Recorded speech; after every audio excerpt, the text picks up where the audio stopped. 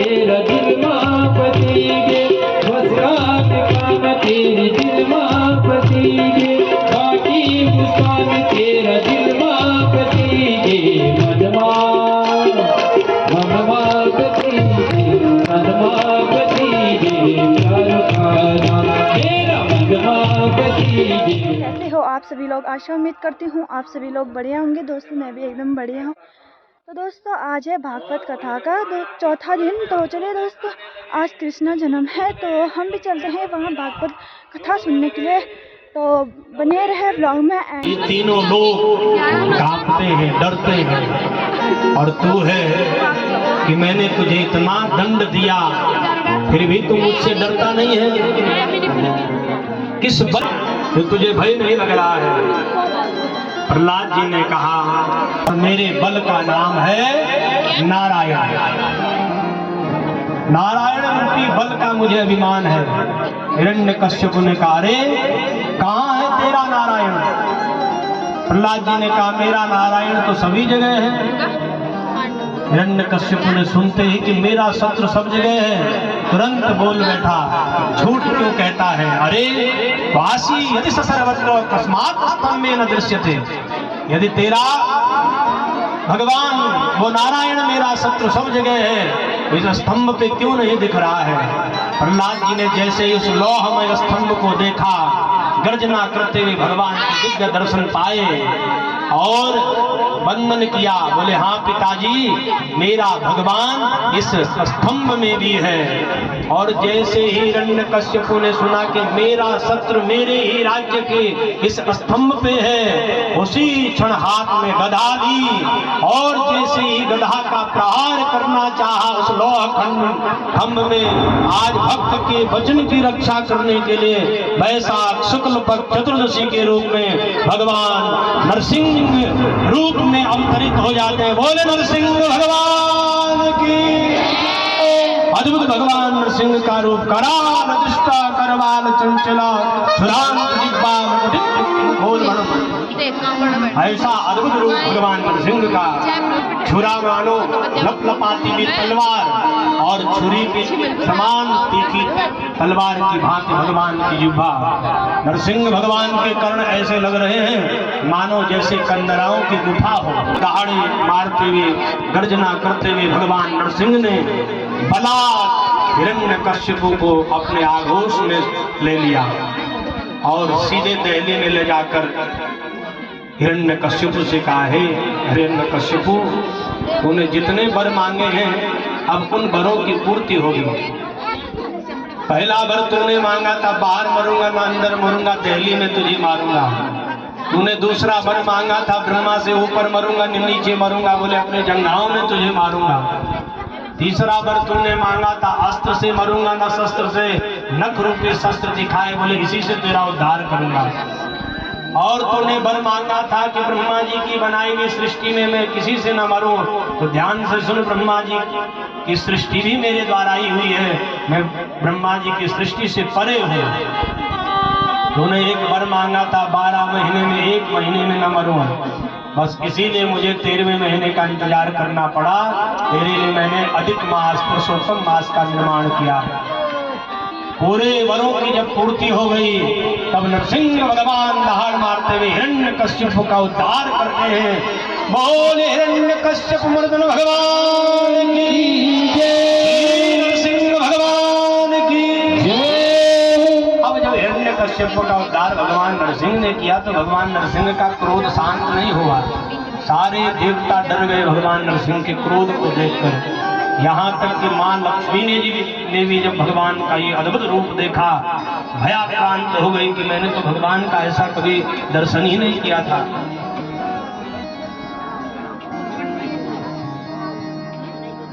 भगवान कह रहे हैं मानो मैं अपने भक्तों की रक्षा के लिए हर वो अवतार धारण करूंगा, हर वो रूप धारण करूंगा, चाहे कोई भी रूप हो, कुछ भी मुझे रूप स्वीकार करना पड़े अपने भक्तों के कल्याण के लिए मैं निश्चित ही करूंगा। और भगवान नरसिंह रूप में अवतरित होने का कारण एक और भी है कि जितना प्रेम अपने संतान से एक पशु करता है उतना प्रेम इंसान नहीं करता है। दिखावा भले इंसान कर ले, पर जो प्रेम आपने देखा होगा जब पशु अपने बच्चे को जनता है तो देखो अपनी जिह्वा से उसके मन तक को कैसे साफ कर लेता है, उसी क्षण कैसे स्वच्छ देह कर ले।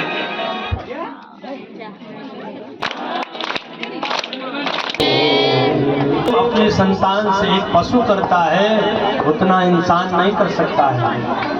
इसलिए मानो भक्त पे कृपा करने के लिए, भक्त को लाड लड़ाने के लिए, भक्त को प्रेम करने के लिए, भक्त को वात्सल्य से सींचने के लिए भगवान ने अद्भुत रूप नरसिंह रूप में लिया, मुझ दास के लिए अद्भुत रूप धारण किया, इतना प्रेम मुझे दिया। और फिर कह रहे हो कि वर मांग, भगवान सब कुछ तो आपने मुझे दे दिया। नरसिंह भगवान करुणा निधान, दया का रूप भगवान नरसिंह का। प्रहलाद जी की बातें सुनकर हंसते हुए कहते हैं, हे प्रहलाद, मैं अपने भक्तों के कष्टों की निवृत्ति के लिए निमिष मात्र भी देर नहीं करता हूँ, परंतु तो पहला भक्त है मेरा जिसे इतना कष्ट उसका पिता देता रहा, पूरे 12 महीने तक मुझे इंतजार करना पड़ा। इसलिए तुम मुझसे वर मांगो। प्रहलाद जी ने कहा, प्रभु यदि वर देना ही चाहते हो तो मेरा ये जो पिता है वो आपको शत्रु मानता था, मेरे पिता की अधोगति न हो ऐसा मुझे वर दो।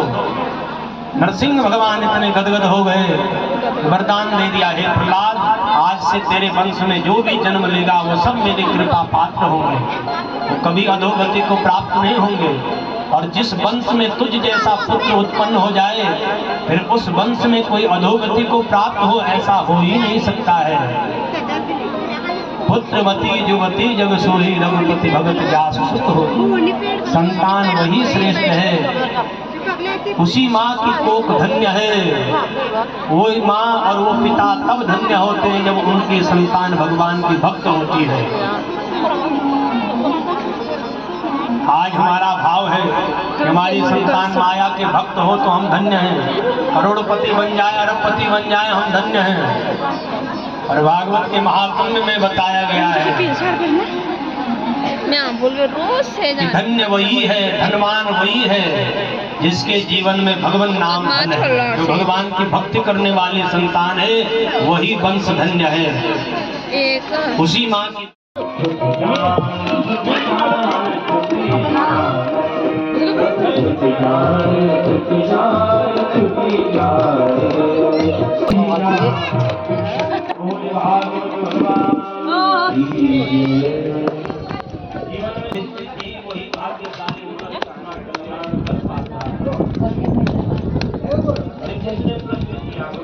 कह रहे हो कि वर मांग, भगवान सब कुछ तो आपने मुझे दे दिया।